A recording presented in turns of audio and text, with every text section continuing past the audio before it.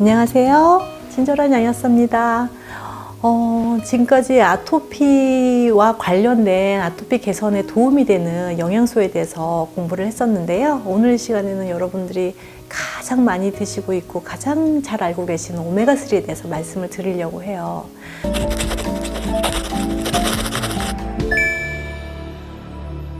아토피로 오메가3 먹고 있는데 별로 진전도 없는 것 같고 이렇게 말씀하시는 분들 많아요. 그런데 오메가3는 사실은 우리 몸이 다 세포로 연결되어 있잖아요. 그런데 이 하나하나의 그 각각의 세포의 세포막을 구성하는 성분 중에 오메가3가 들어있거든요.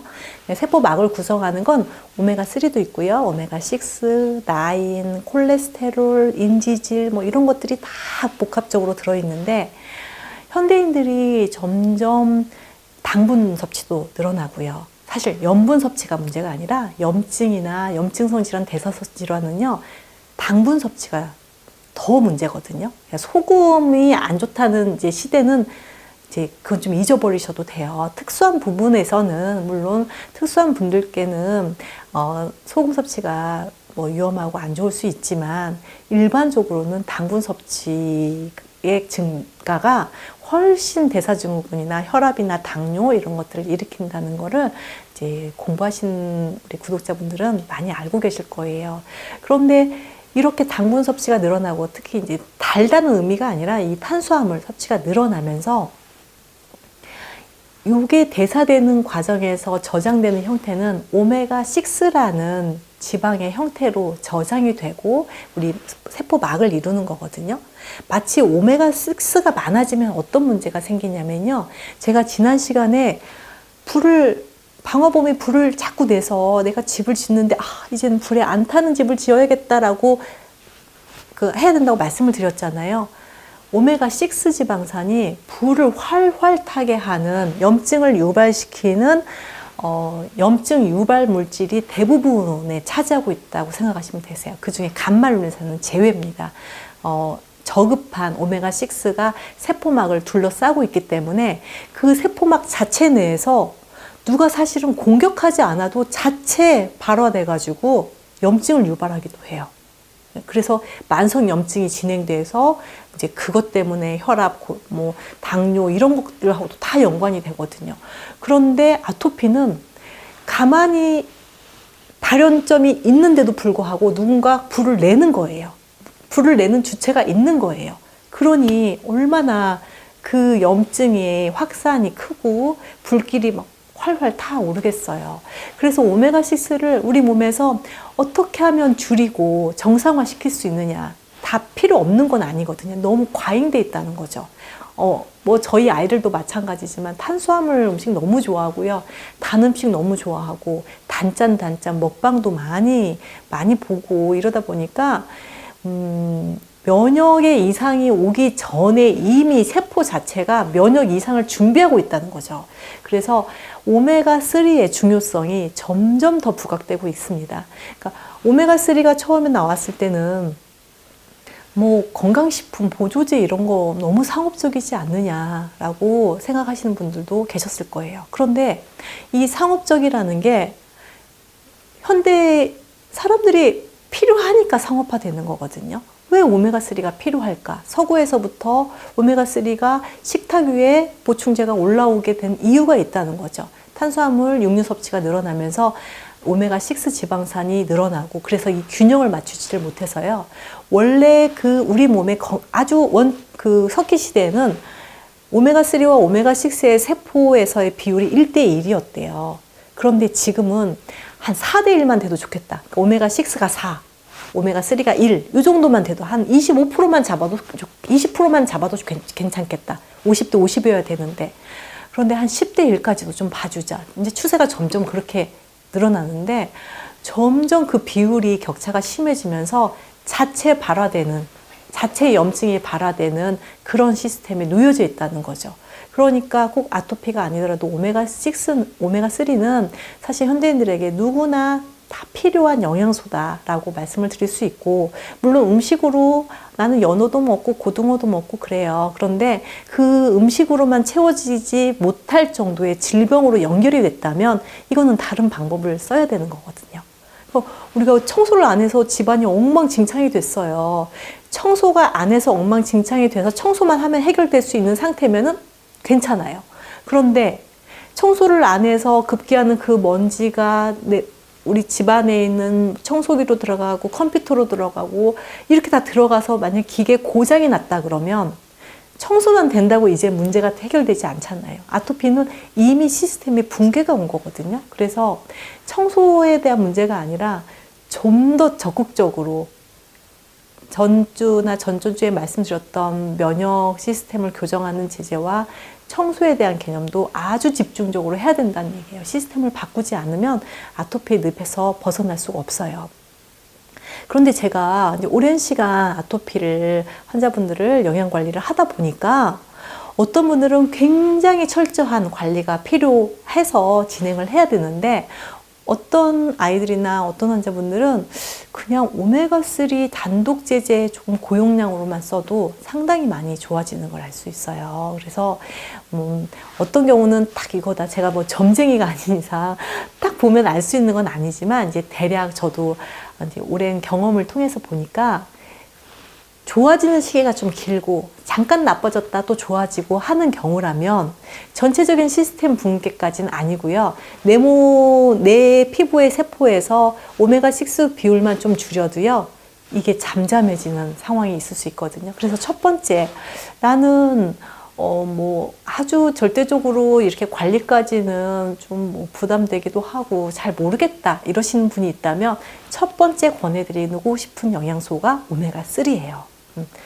여러 가지로 아이들은 두뇌 영양소기도 하고요. 여러 가지 우리 음식에 대한 또 밸런스를 맞춰주기도 하니까 꼭 아토피가 좋아졌다 나빠졌다를 떠나서도 굉장히 도움이 되실 수 있는 거잖아요. 그래서 오메가3를 드셨으면 좋겠고, 이제 오메가3를 좋은 제품을 우리가 잘 골라줘야 되잖아요. 우선 일단 순도가 좋아야 돼요. 전체 용량, 캡슐의 용량이 표기가 되어 있거든요. 실제로 그 안에 들어있는 용량은 DHA와 EPA라고 하는 합이 그 안에 써 있어요.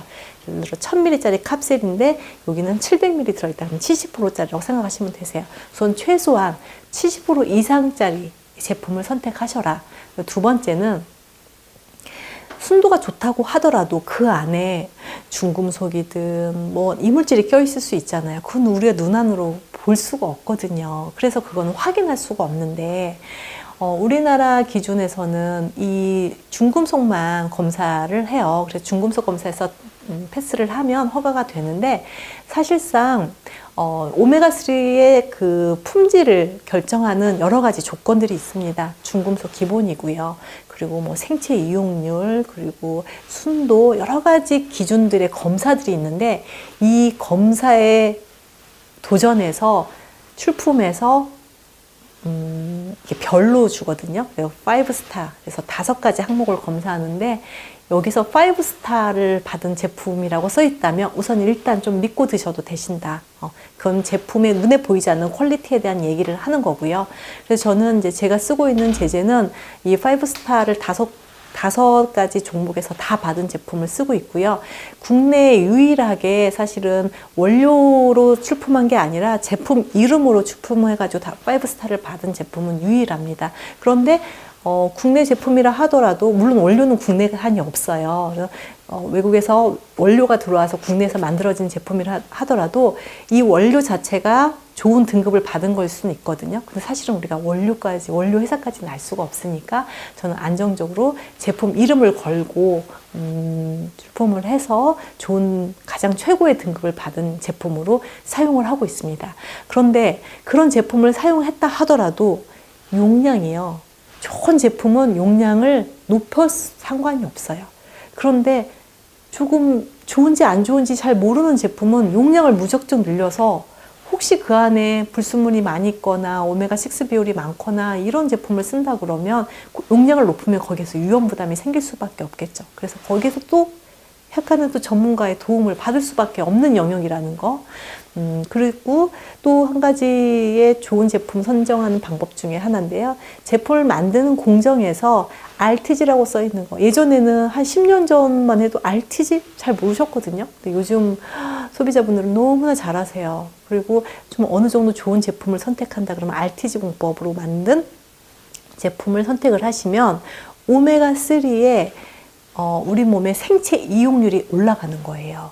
똑같은 용량을 드셔도 RTG 공법으로, RTG 공법이 좀 어렵고 비용도 많이 들어요. 그러면 좋은 제품을 만드는 비용을 만약에 비용으로 들었다. 그러면 그런 회사에서 뭐 안 좋은 원료를 가지고 만들지는 않았을 거 아니에요. 그래서 RTG라고 써 있는데 순도도 퍼센티지도 높다. 그러면 일단 좀 믿고 드셔도 된다. 얼마나 드셔야 되느냐. 사실은 제가 예전 영상에는 최소한 3000ml 이상은 드셔주세요. 순수하게 오메가3 함량으로 말씀을 드리는 거예요. 캡슐 용량이 아니라. 그런데 저는 실제로 10,000 이상을 쓰기도 하거든요. 그러면 뭐 간에 부담되지 않을까요? 뭐 신장에는 어떨까요? 뭐 출혈은 일어나지 않을까요? 사실은 한 번도 그런 적이 없었고요.